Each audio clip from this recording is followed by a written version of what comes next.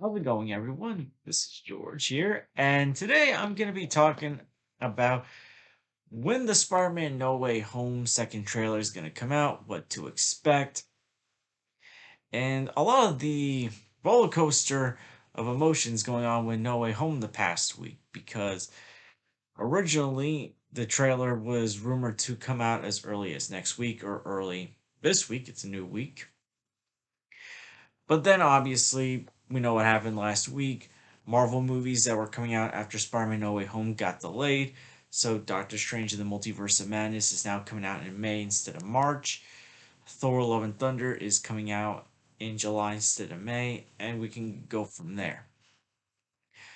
And with like certain, like, no news about the Spider Man No Way Home trailer, rumors that it may not come out anytime soon. One rumor from everyone's favorite scooper movie top pundit Grace Randolph saying that apparently an early screening of Spider-Man No Way Home, they were talking about there being story issues, like a lot of the things that might get you afraid that Spider-Man No Way Home could get delayed. I feel like there's not going to be breathing room about would Spider-Man No Way Home get delayed or not until I think maybe like a few weeks or a month before the movie. A delay can possibly always happen. Although I don't think it's going to get delayed, but the fear of it getting delayed is still there. However, when Scooper Daniel Reichman said that a trailer is not coming out anytime soon, later that day, it was Thursday he said this, or Wednesday, he later said that it could come out in 2 to 3 weeks at the earliest. And that timetable kind of makes sense because in 2 weeks, or well, less than 2 weeks, but 2 weeks when he said that Eternals is coming out, the next MCU movie, and then 3 weeks is the week before Sony's next big movie, Ghostbusters Afterlife. And considering Spider-Man No Way Home is obviously a Sony Marvel Studios movie, the trailer can go with either one of those movies. However, people are suggesting now that the trailer could come out as early as tomorrow. Now, I don't know if that's going to be true. I think this is just because Daniel Reichman has been wrong about trailer releases. He's been pretty good on these leaks, like pretty accurate. But I think when it comes to the trailer release dates, that's the one thing he is known for getting wrong. However, I feel like this is simply because of the fact that Empire Magazine released their next issue cover, which is going to be touching upon Spider-Man No Way Home. In the cover, if you find the cover online, Spider-Man has an upgrade suit. You see the Willem Dafoe Green Goblin Pumpkin Bomb, Alfred Molina's Doc Ock Tentacle. You see Jamie Foxx's new yellow Electro Lightning, which was shown in the trailer, and you kind of see Sand, which is at the bottom of the cover. And then the alternate cover, which is more artsy, you see a Sandman arm, which basically confirms Sandman's going to be in the film, played by Thomas Hayden Church. Now, I know the first trailer confirmed that, but it seems like they're confirming it. It's kind of hard to see Sandman in the trailer, and it's kind of moves quickly, but yeah, I think the Empire cover basically confirms Sandman's going to be in the film. And the Empire cover showed two images, one of Spider-Man without his mask, looking a bit bruised and bloody, and I'm guessing that's going to be the final battle. Apparently, the final battle is going to be between Spider-Man and Willem Dafoe's Green Goblin. If you recall the leaks back in the spring, and apparently that was going to be a brutal final fight. And then the second one shows Spider-Man in the iron armor suit running away from Doc Ock. I'm going to assume that these are going to be in the trailer, as well as those two images that came out the previous week with Spider-Man and Michelle jumping off the bridge to obviously escape the police. And then there was a scene of Spider-Man on top of a car with Doctor Strange looking upset at him with it. So I think these are probably like images that are or scenes that are going to be in the trailer. Maybe not. So as far as the trailer goes, a lot of people are wondering what's going to be in this trailer. Are Toby and Andrew finally going to appear? Now, according to some rumors, the trailer is going to focus a lot more on the villains. So we'll probably see more of the villains instead of the hints that we got in the previous trailer. We only saw Doc Ock officially. Apparently, We're gonna see what Lizard's gonna look like. Lizard was briefly seen. I think that was Lizard in the No Way Home trailer. So we kind of have an idea of five of these villains: Green Goblin, Doc Ock, Electro, Sammy, and Lizard. Apparently, Rhino's gonna be in this trailer, and yeah, I'm not excited for that. But you know what? According to these leaks, Doc Ock, Green Goblin, Electro are apparently gonna be the three main villains like of the Sinister Six, and those are the ones that I'm excited to see the most. So you gotta have at least one or two villains that are mindless that no one really cares about.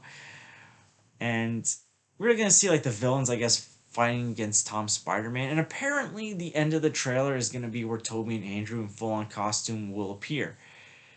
Now, there was also another rumor earlier last week that said that apparently Sony and Marvel are having a disagreement on putting Toby and Andrew in the trailer. Apparently, there's like two different stories. One story says Sony wants to have them in more than just like the final scene of the trailer, where Marvel just wants them at the end, similar to Spider Man appearing at the end of the Captain America Civil War last trailer. The other story, and this is actually where I'm on Sony's side, believe it or not, is apparently Sony just at least wants to have Toby and Andrew at the end of the trailer, where Marvel does not. And I'm on Sony's side because I feel like you gotta confirm them at this point. You gotta show us them. I know movies are coming back. The box office is starting to slowly build back up. But if you want more people to come in, it's better to just confirm Toby and Andrew. Show us in a trailer, even for a brief moment, that they're in the film. Get people to go back to the movie theater. I think that's the smart thing to do. And if you're not going to show them in the trailer, you got to officially confirm them. It's the worst kept secret in Hollywood at this point. And apparently, a Sony UK Twitter account had three Spider-Man symbols in one of their tweets hinting at something. So at this point, either show them in the trailer or confirm them. Don't wait until the movie. I know some people want to, but I feel like from a business standpoint, because there's still some people who deny that they're going to be in the film, you might as well just like show them if they're in the film. Just do that. Like, get people to go back to the theater. This could possibly be the first film to cross $1 billion post pandemic. I'm not saying it will, but it has that potential. Now, as far as like what I kind of expect with Toby and Andrew, apparently there was a rumored runtime of their minutes. I think like not last week, the week before. Apparently it said they're gonna have 40 minutes of screen time, which is actually a lot more than expected. Like at first they were just rumored to be in the third act, but then they got bumped up and said, oh, they're gonna be in the second and third act. 40 minutes is actually kind of long if that's true. I'm not saying it is true. I mean, we were just expecting like probably 20 minutes in the third act. But I mean, 40 minutes, that's more than what like Iron Man got in Avengers Infinity War. So that's pretty big. Apparently, back from a couple months ago, Dino Reichman, who again has been right on a lot of stuff, been right on a few stuff, said that once Toby and Andrew's Spider-Man are in the movie, they are going to be co-leads with Tom. So it kind of makes sense that they might have a good amount of screen time. I'm just very interested in how they're going to be like introduced. Are they going to be introduced like when the multiverse like breaks?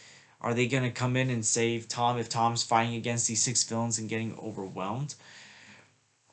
And like what do we expect like of them, like of their backstory? Like are we expecting them to like the best way to word this, I'm getting all jumbled up, is like where's Toby's story been since Spider-Man 3? Is he married to Mary Jane? Does he have a daughter or son?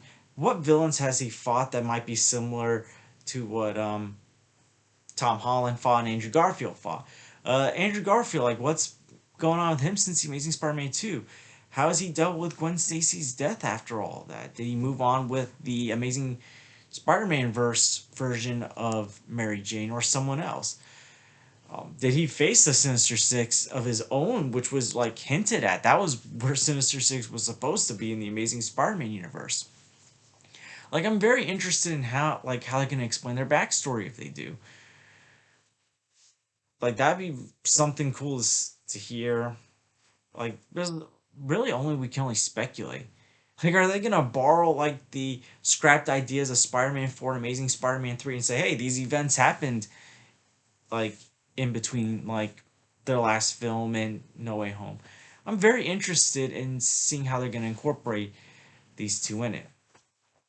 And I'm curious to see about the villains as well. I'm very looking forward to seeing how Tom interacts with these villains. So that's basically all I can say about like what's going on with Spider-Man No Way Home. Now, as far as the criticism of there being story issues, I can see some people being a bit confused with the story because it is a multiverse film. And I heard some people say they know there might be some confusion with the multiverse and whatnot. It does make you concerned.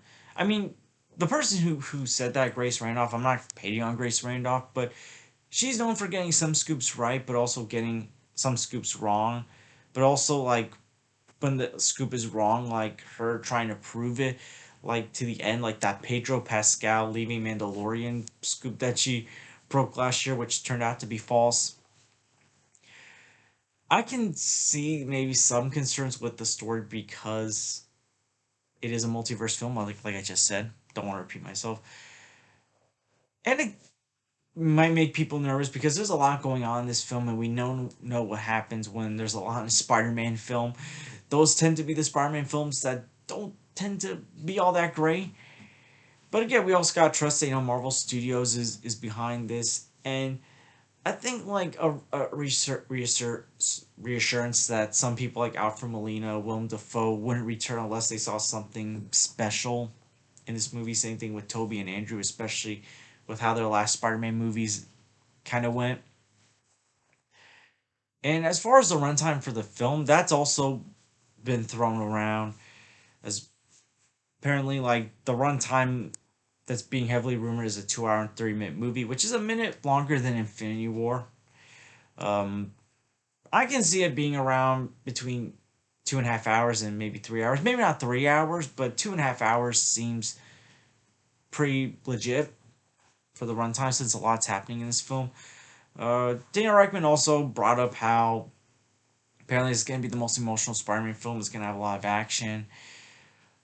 Basically, like what you're kind of expecting from a film that's going to be a live action Spider Verse film that's basically taking almost 20 years of Spider Man movies, like, and putting it into one film, like from Spider Man 2002 to Spider Man Far From Home, basically taking everything and making what is apparently, according to director John Watts, the end game of Spider Man, Spider Man Endgame. We'll see. We'll see. Hopefully, it's a great film. I'm looking forward to it. I do hope, like, when this trailer comes out, whether it's tomorrow, next week, the week after, they at least give us Toby and Andrew, even if it's just for a brief moment.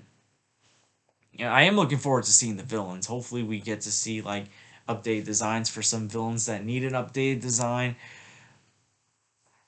But we'll see. So, what do you guys think about a lot of this Spider-Man No Way Home trailer drama? Do you think the trailer is going to come out anytime soon? And what are you expecting from this trailer?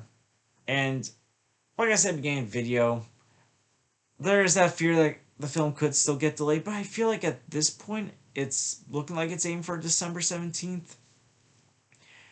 But at the same time, I can see them like pushing really hard to get like the finishing touches on this film because the reason why the Marvel movies coming out after this got delayed is because they want more time for VFX and other stuff. They don't want to rush it. So hopefully, like, this doesn't feel rushed. I mean, we want this movie to come out as soon as possible, but at the same time, we also want this to be a great, you know, film that also looks great. So yeah, those are just my quick thoughts. And I hope you guys share your thoughts down below in the comment section. And I want to thank you guys for watching. Please like and subscribe if you haven't already. Please share this with someone that's looking forward to Spider-Man No Way Home, that's a Spider-Man fan. And I'll see you guys real soon. I got some movie reviews coming real soon. Tomorrow, I'm hoping to review Dune. I saw Dune yesterday, and I'm looking forward to sharing my thoughts on Dune. And there's two movies I want to talk about before Halloween comes around the corner. And one of them's a Halloween movie. One of them is a classic movie. And I'll share with you guys my thoughts on those movies, and as well as to get some more older movie reviews like under my belt. I want to like start growing on reviewing older movies when I'm not talking about newer movies. So I hope to share those thoughts soon. And until next time, guys, take care.